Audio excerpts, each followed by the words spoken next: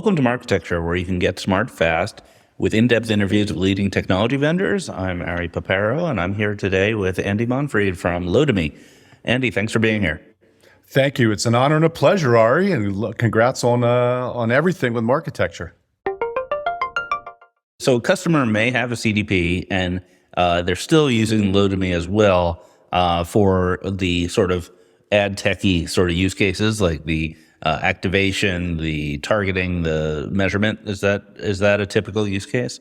Yeah, I think, yes, that's exactly a use case. That's one of the use cases. I think the other ones are around enrichment of a first-party profile. So you can have a first-party profile inside of a CDP and being able to quickly enrich that profile to not only understand your current user base and your current customers from a retention perspective, which is what CDPs do so well. I think where we're helping them is not only adding value to that retained customer, but also enriching and building profiles around acquisition plans and making sure that they have a segment. So not only are they sitting on this first-party data known user, how do I build profiles and modeling capabilities to find my next new customer? And when you say profiles, like what sort of data points are we talking about? Are these like third-party data, like your data marketplace type profiles? Correct. It's sourced from over 150 data partners that range everywhere from IP partners all the way down to location providers, all the way down to credit card purchase providers, all tied to a Panorama ID to go to your focus. We have architected the platform so it is not necessary to trade on third-party cookies. Third-party data with a Panorama ID has enabled us to win large brands. Recently, some of our largest accounts we've ever landed on a global basis because the premise of the cookieless activation and the cookieless identification is really resonating with folks that have their data stored and siloed inside of either a CDP or a data warehouse.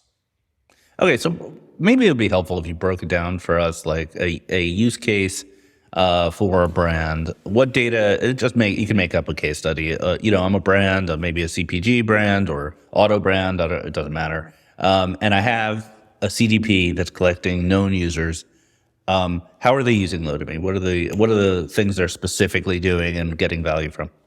So the first one I would say is the access to the largest global data marketplace to enrich an ID. So that's the first one. The second one is enabling that ID and that customer inside of a CPG, data lake, data warehouse, CDP, whatever it is, into a cookieless framework. They need the ID to be able to sync into a cookieless framework. And then we enable the integration across every activation channel from social to every DSP to every programmatic channel, all the way through to real-time Facebook integration so that you're not just looking at email as an email identifier to look at retaining and retargeting that customer. You're actually looking at customer engagement and ways of connecting those the known user. You're really connecting it and enriching it. And I think that's the key of why we launched Spherical, because I'm not really just interested in using data to engage your existing customers. It's actually attracting your next best customer. How does Lotame and Spherical help you do what you're already doing really well in a CDP landscape, but also quickly derive the most value from data using connectivity, enrichment, and the graph that we've built around Panorama to extend that customer across a landscape that CDPs just don't do. Okay, so I have, just to make it really plain and clear, I have an email address, let's say, of a customer. I don't know much about that customer except their email address.